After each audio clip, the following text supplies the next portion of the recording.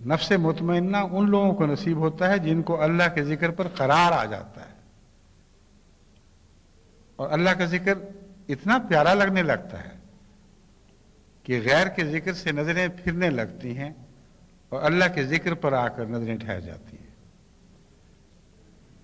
اور صبح شام رات دن اٹھتے بیٹھتے خدا تعالیٰ کے ذکر، اس کے احسانات، اس کے حسن و احسان کا تصور انسان کے دل پر چھا جاتا ہے، اور یہ چیزیں ایسی پیاری لگتی ہیں کہ پھر دوسری چیزوں کی طرف دیکھنے کو بھی دل نہیں چاہتا، یا دیکھنے کو دل چاہے بھی تو وہ بھی اللہ کے احسان کے طور پر، اس سے زیادہ ان میں براہ راست دلچسپی نہیں رہتی۔ یہ وہ کیفیت تھی نفس مطمئنہ کی آخری حالت جو حضرت اقدس محمد مصطفیٰ صلی اللہ علیہ وآلہ وسلم کو نصیب ہوئی۔ چنانچہ آپ کے تعلق بھی اپنی بیٹیوں سے، اپنی بہنوں، اپنے عزیزوں، رشتہ داروں، یعنی بہن جو رشتے میں بہنیں بنتی تھیں ان سب سے تھے، مگر اس وجہ سے تھے کہ اللہ میرے ان تعلقات کو پیار سے دیکھ رہا ہے، کیونکہ میں خدا کی خاطر بنی نوع انسان کے تعلقات کا حق ادا کر رہا ہوں۔ اس بنا پر آپ کو دنیا کے رشتوں سے منہ موڑنا نہیں پڑا، تعلق توڑنا نہیں پڑا، بلکہ دنیا کے رشتے بھی قائم رہے، مگر اس لیے قائم رہے کہ اللہ چاہتا تھا کہ وہ قائم رہے۔ بس آپ کی دنیا بھی آپ کا دین بن گئی، اور اطمینان قلب کی اس سے بہتر حالت ہو ہی نہیں سکتی کہ دنیا بھی نصیب ہو اور دین بھی نصیب ہو، مگر دنیا دین کے تابع ہو جائے، اور صرف اس وقت اچھی لگے جب دین کے تابع ہے۔ جب دین سے ذرا بھی دنیا نے کنارہ کیا، رخ موڑا، وہیں وہ دنیا بری لگنے لگ جائے۔ بس یہ عجیب تعلیم ہے جو قرآن نے ہمیں عطا فرمائی ہے۔ ہرگز قرآن یہ نہیں کہتا کہ ہندو سادھوؤں کی طرح دنیا کو تج کر، اس سے منہ موڑ کر اپنی ایک الگ دنیا بسا لو۔ قرآن یہ فرماتا ہے کہ تمہیں اطمینان قلب اللہ کی یاد میں نصیب ہونا چاہیے، اور اللہ کی یاد پھیلتے پھیلتے خدا کی مخلوق پر بھی چھا جاتی ہے۔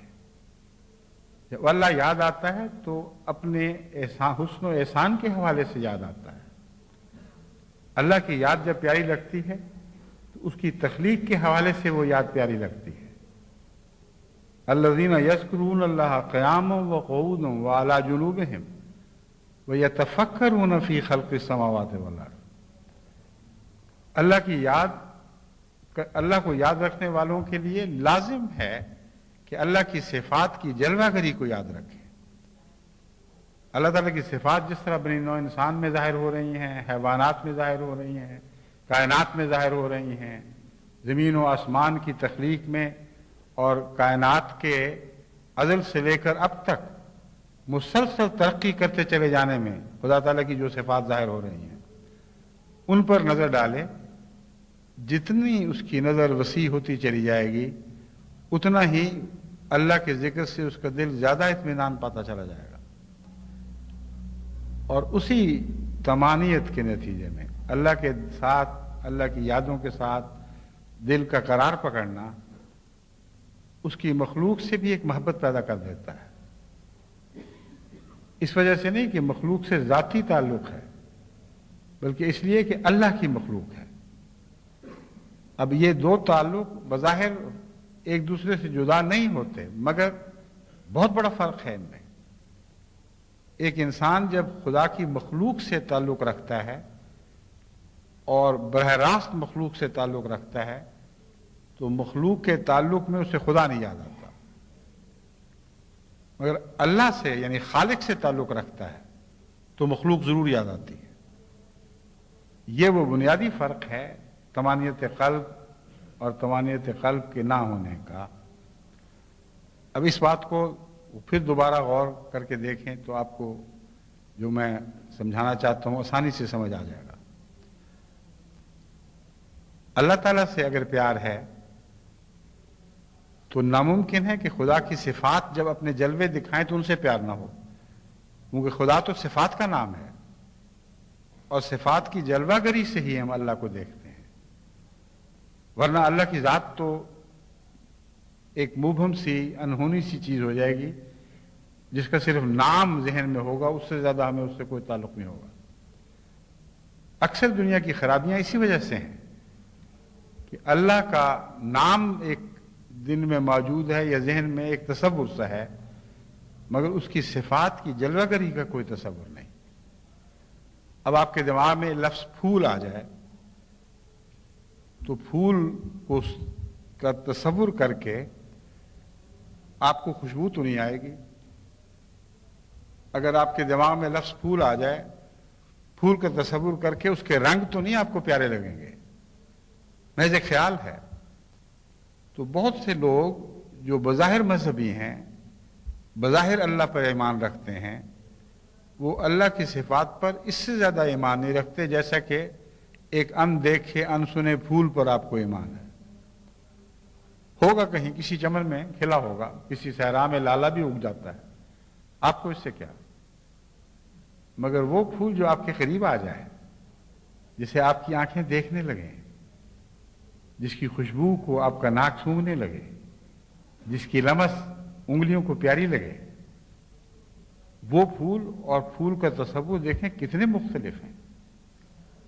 بس اللہ کی یاد دل کو اس وقت اطمینان بخشتی ہے جبکہ اس یاد کا پھول آپ کی گودی میں آ جاتا ہے، آپ کے ہاتھوں میں کھیلنے لگتا ہے، اس کی خوشبو آپ کے ناک تک پہنچتی ہے۔ اور پھر اللہ کی یاد صرف ایک گونگے پھول کی طرح تو نہیں، اس میں لہن بھی ہے، اس میں دلکش آوازیں بھی ہیں، اور سارا انسان کا سارا وجود اپنے 5 حواس خمسہ کے ساتھ اللہ کی یاد سے بعض دفعہ اس طرح جاگ اٹھتا ہے کہ اسے ایک نئی دنیا عطا ہو جاتی ہے۔ مگر یہ یاد ہمیشہ صفات کے حوالے سے ہوگی، اس کے بغیر ممکن نہیں ہے۔ اگر صفات کے حوالے سے ہو تو آپ کو دن بدن پیاری لگے گی اور آپ کے دل کو قرار بخشے گی۔ اگر صفات کے حوالے سے نہ ہو تو مخلوق سے آپ کو پیار ہوگا، مگر جس نے پیدا کیا تھا اس سے پیار نہیں ہوگا۔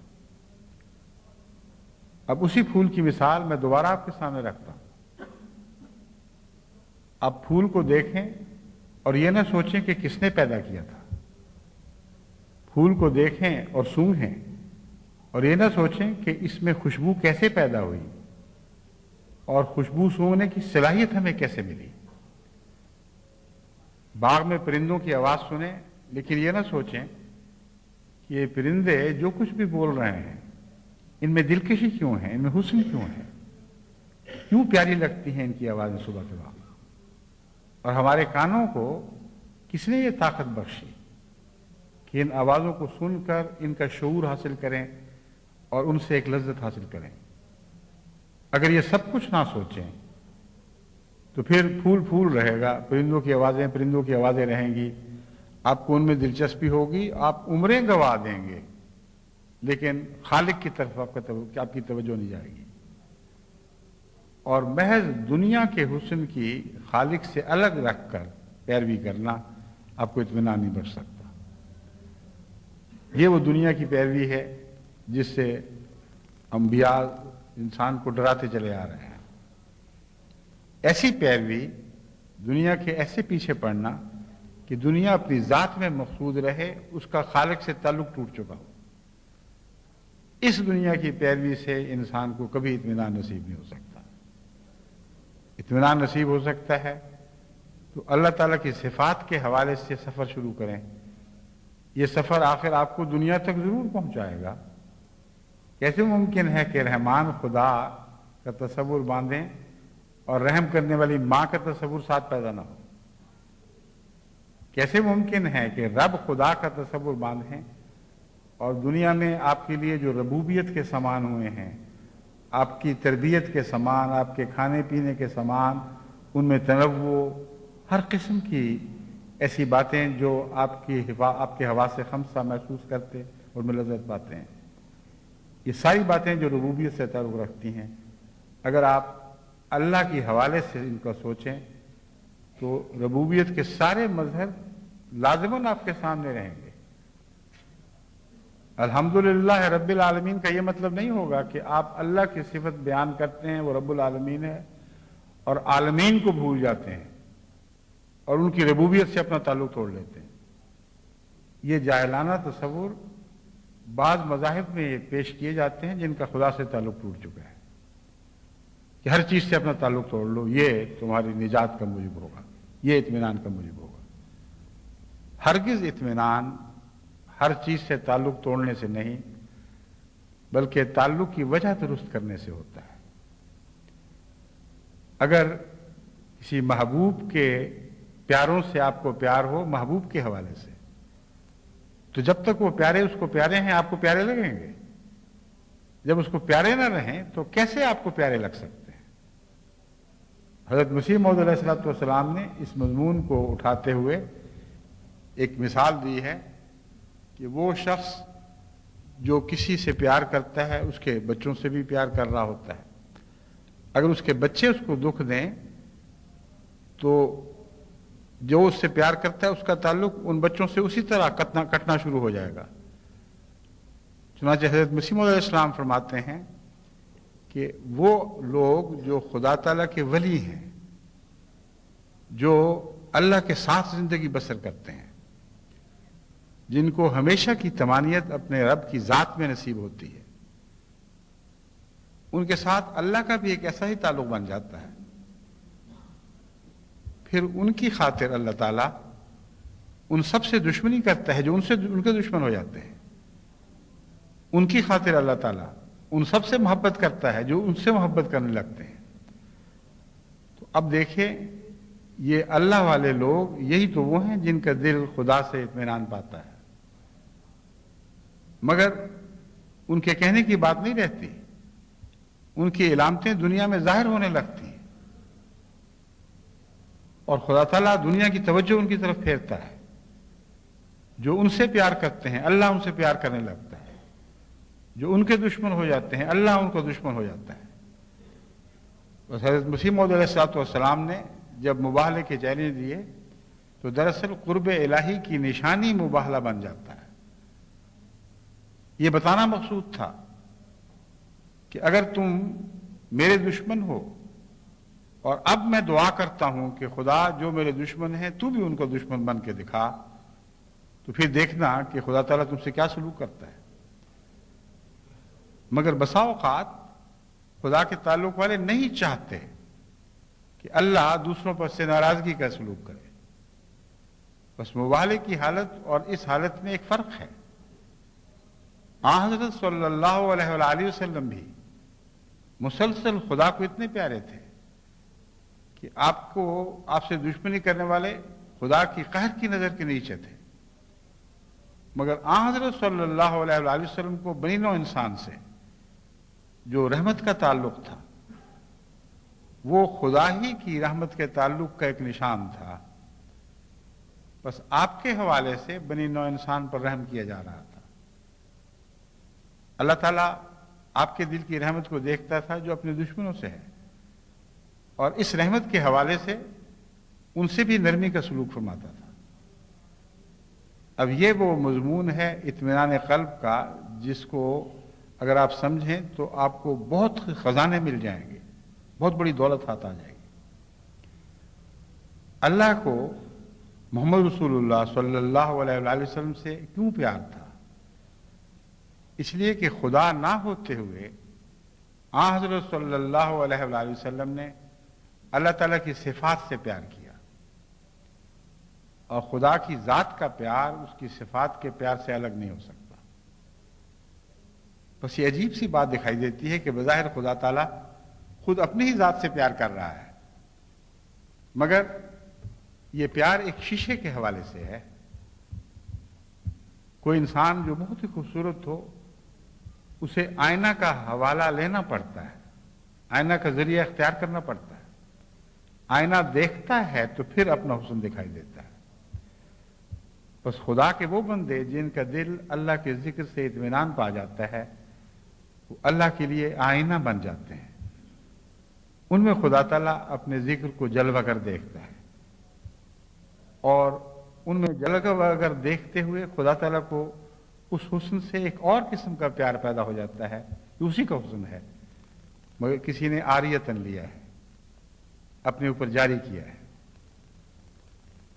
بس اگرچہ اللہ کی رحمت سب لوگوں کی خیر چاہتی ہے، مگر جب اس کے بندے لوگوں کے دکھوں کے باوجود خدا کی رحمت کو اپناتے ہوئے ان کی بھلائی چاہتے چلے جاتے ہیں تو اللہ ان کے حوالے سے ان کو معاف فرماتا ہے، اس رحمت کے حوالے سے ان کو معاف فرماتا ہے جو دنیا میں کام کر رہی ہے۔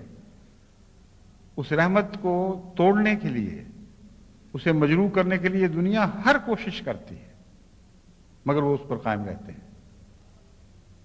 ایسے خدا کے بندے اس کو اور بھی زیادہ پیارے لگنے لگتے ہیں، اور یہ وہ لوگ ہیں جن کا دل اللہ سے ایسا اطمینان پاتا ہے کہ خدا تعالیٰ سے ان کے لیے الگ ہونے کا کوئی سوال ہی باقی نہیں رہتا۔ مگر اسی صورت میں ایک مباہلہ بھی ہے،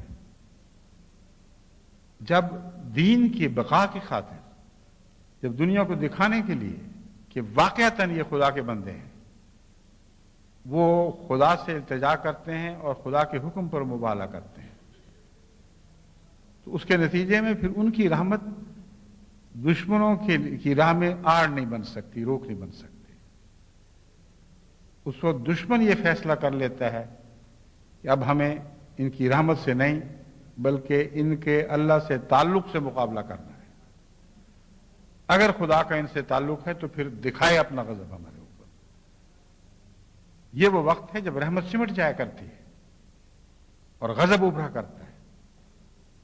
بس ایسے وقت میں اللہ تعالیٰ کے غضب سے ڈرنا چاہیے، مگر ہوتا انہی کی خاطر ہے جن کے دل اللہ سے اطمینان پاتے ہیں، ان کے علاوہ نہیں ہوتا۔ نفس مطمئنہ ہونا ضروری ہے، اور نفس مطمئنہ کی ایک یہ بھی شان ہے، جیسا کہ حضرت مسلم موعود نے ایک شعر میں فرمایا، ہو فضل تیرا یا رب یا کوئی ابتلا ہو، راضی ہیں ہم اسی میں جس میں تیری رضا ہو۔ اس وقت اللہ تعالیٰ کے یہ بندے خدا تعالیٰ کے غضب پر بھی راضی ہو جاتے ہیں، اس کی غیرت کی تجلی پر بھی راضی ہو جاتے ہیں۔ وہ اپنا حال ایک طرف رکھتے ہیں اور اپنا سب کچھ خدا کی جھولی میں ڈال دیتے ہیں کہ اے خدا پھر جو تو چاہے کر، ہم اسی میں راضی ہوں گے۔ مگر اس کے باوجود ان کے اندر جو خدا کی رحمت کا ایک جاری چشمہ ہے وہ بند نہیں ہوا کرتا۔ ایک ایسی کیفیت ہے جس کو کوئی انسان بیان نہیں کر سکتا، مگر حضرت مسیح موعود علیہ السلام نے بارہا مختلف رنگ میں اسے بیان کرنے کی کوشش بھی کی۔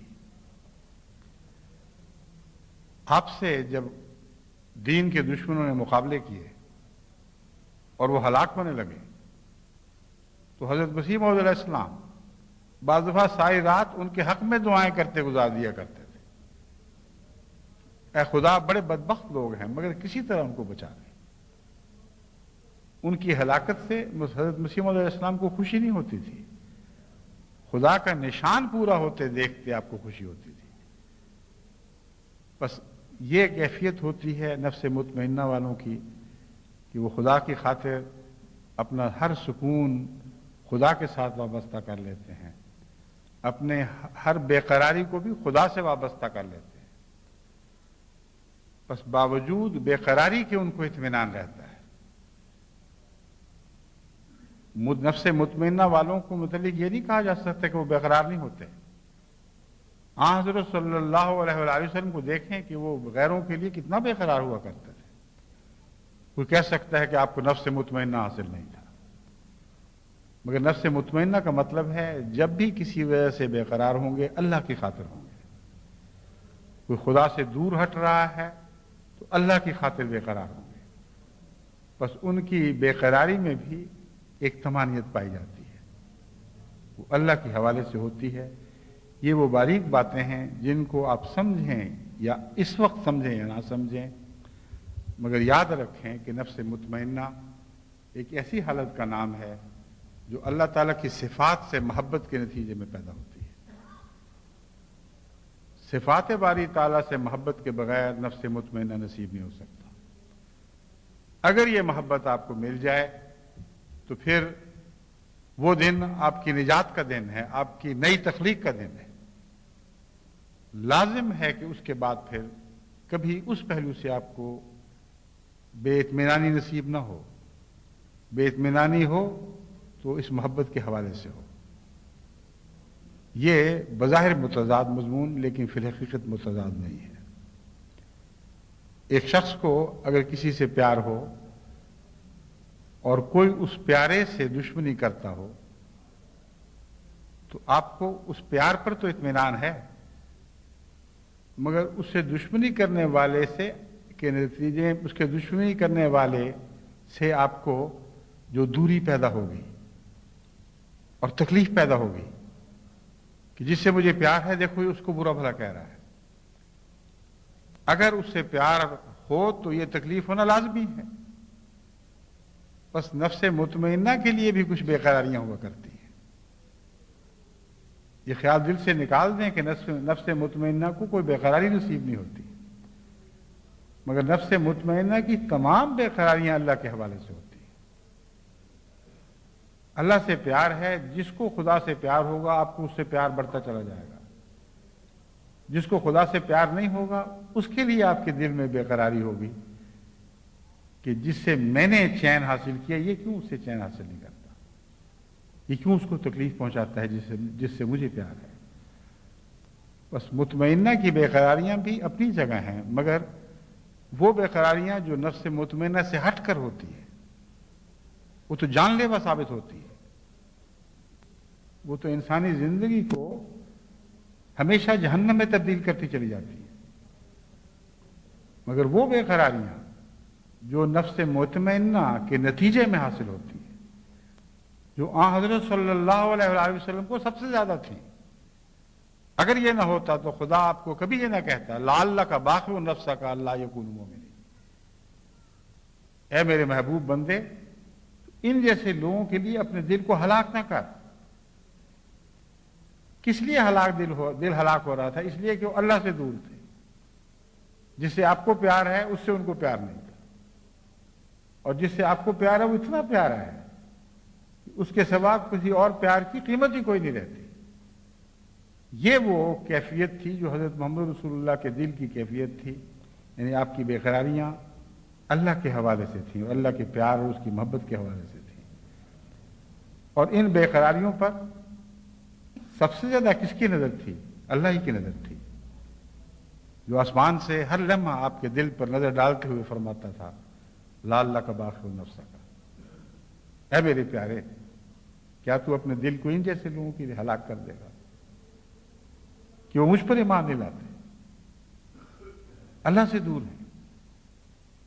بس یہ نفس مطمئنہ ہے جس کا سارا سکون اللہ کی یاد اور اس کے پیار اس کی محبت میں ہو، جس کی ساری بے قراریاں اللہ کی یاد اور اس کے پیار اور اس کی محبت کی بنا پر ہوں۔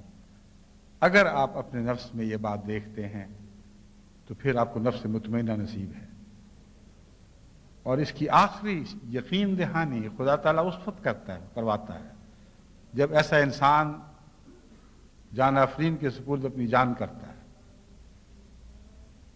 اور ہر شخص کو مرنے سے پہلے خدا تعالیٰ یہ یقین دلا دیتا ہے کہ اے میرے بندے تجھے نفس مطمئنہ نصیب تھا۔ چنانچہ اللہ تعالیٰ فرماتا ہے کہ ایسے وقت میں جب وہ جان دے رہا ہو اس کو آسمان سے آوازیں آتی ہیں یا ایتھا النفس المطمئنہ ترجعی الی ربک راضیۃ مرضیہ فادخلی فی عبادی وادخلی جنتی،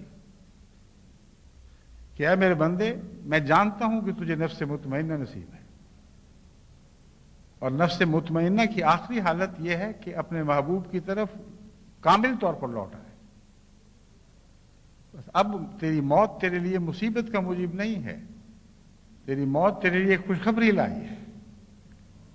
آج میں تجھے یہ کہہ رہا ہوں کہ تو ہمیشہ مجھ سے ہی اطمینان پایا کرتا تھا، بس اے مجھ سے اطمینان پانے والے، اے میری رضا سے راضی، سن کہ میں بھی تیری رضا پر راضی ہو گیا ہوں، آ اور میرے بندوں میں اس جنت میں داخل ہو جا جو میرے بندوں کی جنت ہے۔ بس نفس مطمئنہ کوئی واہمہ نہیں ہے جس کے متعلق آپ سمجھیں کہ پتہ نہیں نصیب ہوا ہے کہ نہیں. ایک چیز ایسی جس کو آپ ہمیشہ دیکھ سکتے ہیں، وہ ان باریک باتوں سے علاوہ ہٹ کر روزمرہ کے تجربے میں ہے، وہ یہ ہے کہ جب کسی نیکی کو آپ ایسا اپنا لیں کہ وہ آپ کی ذات کا حصہ بن جائے، ناممکن ہو کہ اس کو اختیار کر کے آپ اکھاڑ کر پھر پھینک سکیں، اکھیڑ پھینکیں اس کو، یہ اگر ممکن نہ رہے تو یہ نفس مطمئنہ ہے. بس نفس مطمئنہ کی تلاش میں بے شک یہ نہ سمجھیں کہ آپ کو نفس مطمئنہ کی تمام حالتیں یکدم نصیب ہوں گی، لیکن یہ دیکھنا لازم ہے کہ کسی نہ کسی نیکی پر آپ کو اتنا اطمینان ہو جائے کہ پھر وہ نیکی آپ کے ہاتھ سے نہ چھوٹ سکے. اس حصے میں آپ یقین کر لیں کہ آپ کو نفس مطمئنہ نصیب ہو گیا ہے. آج جماعت احمدیہ کو ضرورت ہے کثرت کے ساتھ نفس مطمئنہ پیدا کرنے والوں کی، کیونکہ ان کو، جماعت احمدیہ کو، اس کے بڑے چھوٹوں بچوں تک کو بھی اگر نیکیوں پر نفس مطمئنہ نصیب ہونا شروع ہو جائے تو لازم ہے کہ یہ جماعت دنیا پر غالب آ کر رہے گی، کیونکہ بالآخر نفس مطمئنہ غیر مطمئنہ نفس پر ضرور قدرت رکھتا ہے اور اس پہ غلبہ پایا کرتا ہے.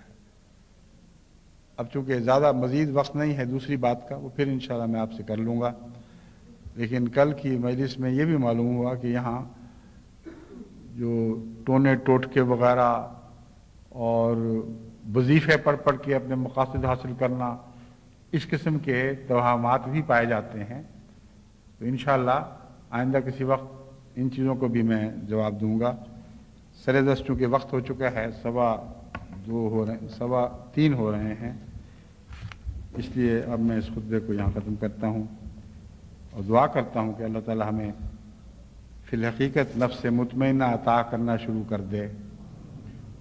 کسی کو ایک چھوٹی سی جگہ اپنے دل کے ایک چھوٹے سے دائرے میں نفس مطمئنہ نصیب ہوگا، اور جب ہوگا تو پھر اس سے سمجھ آئے گی کہ نفس مطمئنہ کیا چیز ہے.